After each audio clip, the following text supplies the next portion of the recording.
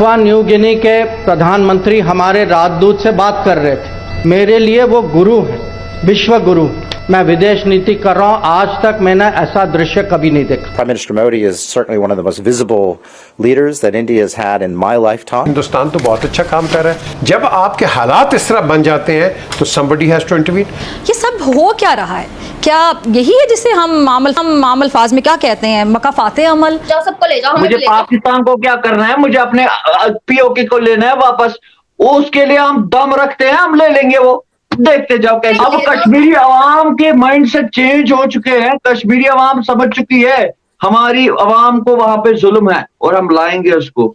अगर पाकिस्तान को बाईपास करके इंडिया अफगानिस्तान भी पहुंच गया, ईरान भी पहुंच गया, सेंट्रल एशिया भी पहुंच गया, तो पाकिस्तान का मुस्लिम कार्ड ज़ाया हो गया जो कि पाकिस्तान पिछले 75 साल से खेल रहा है। वो सियासी जमात जो अपने दौरे हुकूमत में रोज नया सरप्राइज दिया करती थी, आज उसे भी हर रोज एक से बढ़कर एक सरप्राइज मिल रहा है। हम खबर है फवाद चौधरी का सियासत छोड़ने का ऐलान सामने आया है। पाकिस्तान तहरीक इंसाफ को छोड़ने वालों का सिलसिला जारी है। वो हम एक फ्रेंडली अफगानिस्तान की बजाय अब वो एक एनिमी अफगानिस्तान हमारे सामने आया कि ये ना हो कि यार ईरान 100% इंडिया के इन्फ्लुएंस में आ जाए तो ਅਸੀਂ कितने जावांगे, and we still treat Iran as an enemy country. ये मैं आपको बताऊं, बहुत सारे लोगों को नहीं पता। The Prime Minister is such an incredible man. I feel very lucky to have met him, and I can see that he really cares about the country. पढ़ते ना स्कूल में फट वो पढ़ रही हैं पाकिस्तान को।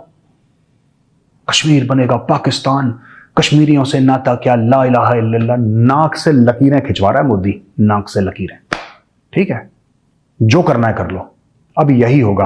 भारत अपना पूरा पैसे की ताकत, अपनी डिप्लोमेटिक ताकत, अपना जितना भी रसूख है दुनिया में, जितना भी इन्फ्लुएंस है, सब कुछ इस्तेमाल करेगा पाकिस्तान को घेरने के लिए। आप जहां जाओगे आपको डॉक्टर जयशंकर और नरेंद्र मोदी जी खड़े मिलेंगे, क्योंकि आप लोगों ने बहुत ज्यादतियां कर ली, बहुत जुल्म कर लिया आप लोगों ने, बहुत ज्यादा। और इतना कॉन्फिडेंस कि हम ये कर देंगे, हम ये कर देंगे, वो कर देंगे। अभी रुको, अभी इंडस वाटर पे भी बात होनी है। मोदी बैठा है दिल्ली में, तुम्हारी चूड़ियां कसेगा ना बेटा, धीरे धीरे धीरे, तब चीखें निकलेंगी पाकिस्तान के अंदर से। बहुत मैं तुम्हारे बता रहा हूं, हड्डियों के अंदर जो गूदे के अंदर से जिहाद निकालेगा मोदी।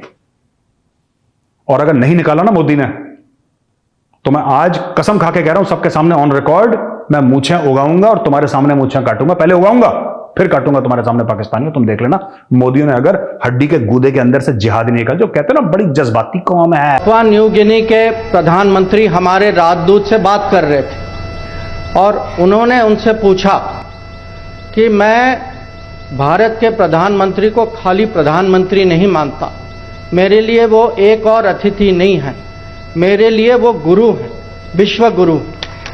और जो आदर सम्मान जो था वो न केवल उनकी सोच थी, वो पूरे पैसिफिक की सोच थी, पूरे दुनिया की सोच थी। तो आप ही देखिए, मैं ये कह सकता हूँ पिछले 45 साल में मैं विदेश नीति कर रहा हूँ, आज तक मैंने ऐसा दृश्य कभी नहीं देखा। तो एक वक्त था कि इंडिया के अंदर अफगान फौजी चाहते थे, अब तालिबान भी जाएंगे ट्रेनिंग लेने, और वो तालिबान जो है वो जारी बात है फिर पाकिस्तान के बॉर्डर पे आएंगे और वो पाकिस्तान से लड़ेंगे। ये चीज़ें तो होनी है। इसीलिए पाकिस्तान भी चाहेगा कि जी हम अफगान तालिबान दुनिया इनको रिकगनाइज़ करे, लेकिन जारी बात है पाकिस्तान अकेले नहीं करना चाहता, ताकि हम अफगानिस्तान को ज़्यादा रिस्पॉन्सिबल ठहराएँ। लेकिन जो क्वेश्चन है कि जो चाबहार पोर्ट है, ये इंडिया को इससे बहुत ज़्यादा एडवांटेज है, और जिसे ये कह लें कि इंडिया को इससे काफ़ी एडवांटेज। एक तो इंटरनेशनल नॉर्थ साउथ कॉरिडोर के हवाले से जारी बात है ईरान ने इस पोर्ट को इस्तेमाल करना ही करना है,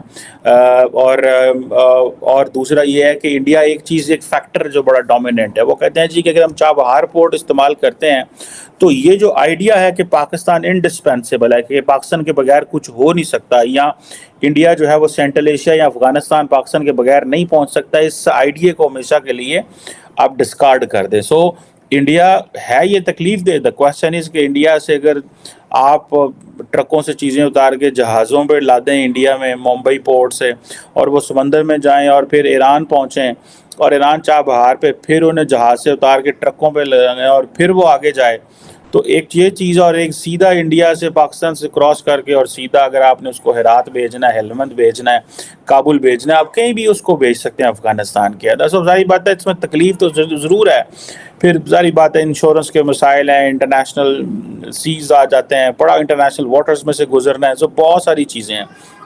सो क्वेश्चन ये है कि जो चाबहार पोर्ट है वो इंडिया के लिए इंतहाई इंपॉर्टेंट है। So initially they want to use it for humanitarian purpose, other than that for improving strategic ties with Iran, other than that having an influence on Afghanistan, giving life to their international north-south corridor that start from St. Petersburg और central Asia से, और वो सारा इधर से होता जब नीचे आता है। सो उनको पता है कि हमने क्या करना और किस तरह चीज़ें जो हैं वो हमने उसको आगे लेके जाना। अब इंडिया जो है वो सिर्फ ये कहता है जी हम तो इसको सिर्फ, we are not about just strategic Chabahar port जो हमें चाहिए या अफगानिस्तान चाहिए। We have good friendly historical and civilisational connections with the Afghans, with Iranians, with the Central Asian countries.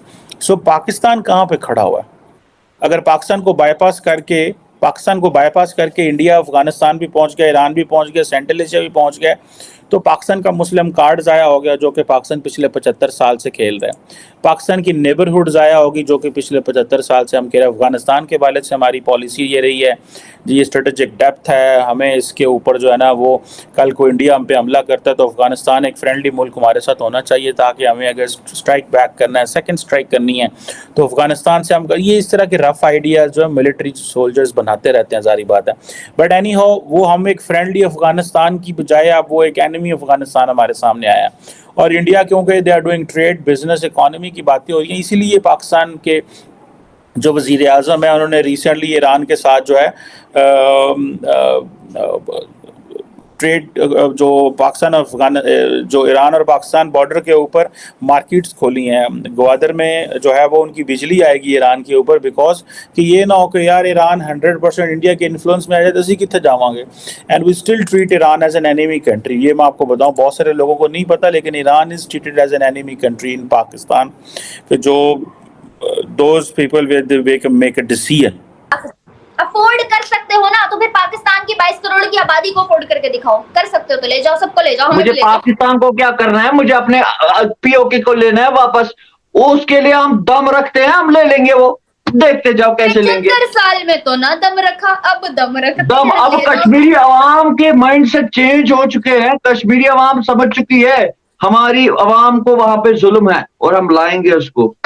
Kashmir का कोई मसला ही नहीं, जो मसला है वो पीओके का मसला है। पॉजिटिविटी स्प्रेड करने के लिए रोज इतना खौर होते हैं, काम कर रहे हैं इसके लिए, लोगों से बात करते हैं, डिफरेंट इंटरव्यूज करते हैं, वहां बहुत अच्छी बात है, पहुंचाते हैं। जब तक आप आवाज नहीं उठाओगे तब तक कुछ नहीं होगा। आवाज उठाते बट एज यूजुअल एक चीज मैं भी रिस्पेक्ट से, गुजारिश से बोलता हूँ कि एक चीज पे और आवाज उठाइए इंटरनेट पे। बात ही नहीं करना चाहती, एक दफा जिसने मेरी बात सुनी हो अपना ही बोले। मैं तो बोल रहा हूँ कि गुजारिश करता हूँ कि इंटरनेट के लिए भी आवाज उठा।